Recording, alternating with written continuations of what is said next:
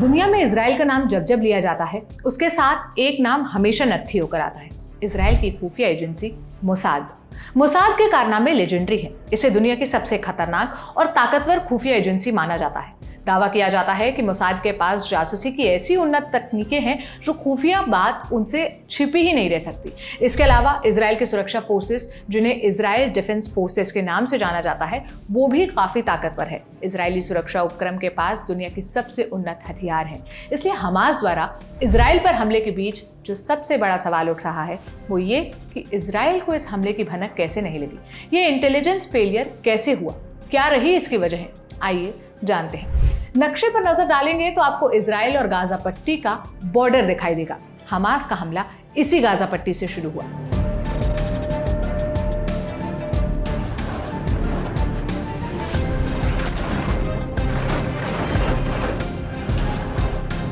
यहां से ही मिसाइल दागी गई, फिर जमीनी, हवाई और समुद्री रास्तों से हमास के लड़ाकों ने इजराइल में घुसपैठ की। गाजा पट्टी से हमास पहले भी हमले की कोशिश करता रहा है। रॉकेट और मिसाइल दागने की घटनाएं लगभग रोजमर्रा की है।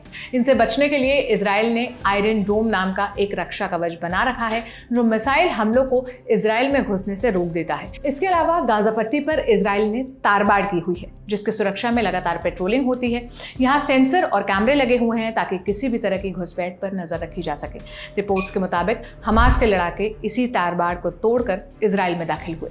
इजराइल के इतिहास में ये दूसरा मौका है जब सुरक्षा तंत्र इतने बड़े पैमाने पर फेल हुआ। इससे पहले साल 1973 में खुफिया तंत्र फेल रहा, जब योम किप्पुर के दिन अरब देशों ने अचानक हमला किया और खुफिया एजेंसियों को कोई भनक नहीं थी। योम किप्पुर यहूदियों का सबसे बड़ा त्योहार है। इस बार भी हमला योम किप्पुर के ठीक एक दिन बाद हुआ, जिससे अंदाजा लगाया जा रहा है कि यह हमला पूरी प्लानिंग के तहत हुआ। सबसे बड़ा सवाल ये कि इस बार इजरायली खुफिया एजेंसियों से चूक कहां हुई। तमाम विशेषज्ञ और रिपोर्ट्स जो बता रहे हैं उनके अनुसार इजरायली तंत्र कुछ संकेतों को भांपने में नाकाम रहा। हमास के हमले के 3 कारण प्रमुख तौर पर नजर आते हैं। पहला, इजराइल का वेस्ट बैंक पर फोकस। इजराइल के प्रधानमंत्री बेंजामिन नेतन्याहू धुर दक्षिणपंथी नेता बेन ग्विर की पार्टी के साथ मिलकर सरकार चला रहे हैं। बेन ग्विर इजराइल के रक्षा मंत्री हैं और वेस्ट बैंक में मौजूद फिलिस्तीनी क्षेत्रों पर कब्जे के हिमायती रहे हैं। बेन ग्विर पर आरोप है कि उनके कार्यकाल में वेस्ट बैंक में तनाव बढ़ा है। वेस्ट बैंक पर जमीनी कब्जाने और फिलिस्तीनी नागरिकों को बेदखल करने की घटनाएं बढ़ी हैं। इजराइल के सुरक्षा फोर्सेस का एक बड़ा हिस्सा वेस्ट बैंक में तैनात किया गया। वेस्ट बैंक पर ज्यादा फोकस के चलते गाजा में सुरक्षा फोर्सेस की संख्या में कमी आई। हजारों लोग रोज गाजा से इजराइल में दाखिल हुए काम के सिलसिले में। इन लोगों से हमास को पैसा मिलता है। 2021 में इजराइल ने गाजा पट्टी में एक बड़े ऑपरेशन को अंजाम दिया, जिसके बाद बहुत हद तक शांति बनी रही। पिछले 2 साल में कई बड़ी घटना नहीं हुई, मतलब कोई भी ऐसी घटना नहीं हुई जिसके कारण शायद सुरक्षा एजेंसियां हमास की प्लानिंग को भांपने में नाकाम रही। दूसरा कारण, अल अक्सा विवाद। इसी साल अप्रैल महीने में इजरायली पुलिस अल अक्सा मस्जिद के अंदर घुस गई थी। मस्जिद के अंदर तोड़फोड़ हुई और लोगों पर स्टन गन और रबर की गोलियों से हमला किया गया, जिसमें करीब 40 लोग घायल हुए। पुलिस की सफाई थी कि कुछ उपद्रवी लोग मास्क लगाकर मस्जिद में छिपे हुए थे, जिनके पास लाठियां, पटाखे और पत्थर थे, इसलिए उन्हें मजबूरन परिसर में घुसना पड़ा। इस घटना के बाद इजराइल और फिलिस्तीन के बीच तनाव बढ़ने लगा। तब से लेकर अक्टूबर के महीने तक ऐसी कई घटनाएं हो चुकी है जब इजराइल के लोगों ने अल अक्सा मस्जिद में दखलंदाजी करने की कोशिश की। जानकारों का मानना है कि इन घटनाओं के चलते हमास लंबे समय से इजराइल को सबक सिखाने की तैयारी कर रहा था। हमास ने इस हमले को नाम भी अल अक्सा फ्लड्स दिया है और हमास के बयान में यह भी कहा गया कि यह हमला अल अक्सा की रक्षा के लिए किया गया है। अल अक्सा मस्जिद चूंकि वेस्ट बैंक के ज्यादा नजदीक है, इसलिए वेस्ट बैंक इलाके में सुरक्षा का अतिरिक्त ख्याल रखा गया। लेकिन इजरायली सुरक्षा फोर्सेस को यह इल्हाम नहीं था कि गाजा से और अरब देशों के बीच पिछले कुछ सालों में संबंधों में सुधार हुआ है।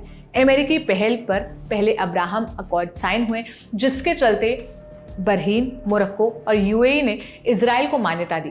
अब सऊदी अरब और इजराइल के बीच समझौते की बात चल रही थी। सूत्रों के अनुसार इस समझौते के तहत हो सकता है कि इजराइल फिलिस्तीन अथॉरिटी यानी पीए को रियायत दे। फिलिस्तीन अथॉरिटी को वो ग्रुप है जिसके वेस्ट बैंक पर नियंत्रण है। 2006 से पहले ये गाजा पट्टी पर भी कंट्रोल करता था, लेकिन 2006 के बाद हमास के साथ लड़ाई में गाजा पट्टी फिलिस्तीन अथॉरिटी के हाथ से निकल गई। फिलिस्तीनी अथॉरिटी और हमास दोनों फिलिस्तीनियों के असली लीडर होने का दावा करते हैं। हमास नहीं चाहता कि इजरायली सरकार और पीए के बीच कोई समझौता हो। हमास को बैक करता है ईरान। दोनों अरब देशों और इजराइल के सुधरते संबंधों को आगे बढ़ने से रोकना चाहते हैं। जानकारों का मानना है कि ताज़ा हमला अरब देशों और इजराइल के बीच चल रही शांति वार्ता को पटरी से उतारने की एक कोशिश है, जिसका अंदाजा इजरायली सरकार को पहले से ही हो जाना चाहिए था। इन सब कारणों के अलावा कुछ और बड़े सवाल हैं जो बने हुए हैं। मसलन मोसाद गाजा पट्टी में अपने जासूसों को तैनात रखता है। द गार्डियन अखबार के एक रिपोर्ट के मुताबिक साल 2014 में इजरायली सूत्रों ने गाजा पट्टी में इंटेलिजेंस नेटवर्क पूरी तरह स्थापित होने का दावा किया था। ऐसे में मोसाद को हथियारों से इतने बड़े जखीरे के तैनात होने की भनक न लगना सवाल पैदा करता है। इजराइल की जनता और मीडिया अब ये सवाल उठा रही है।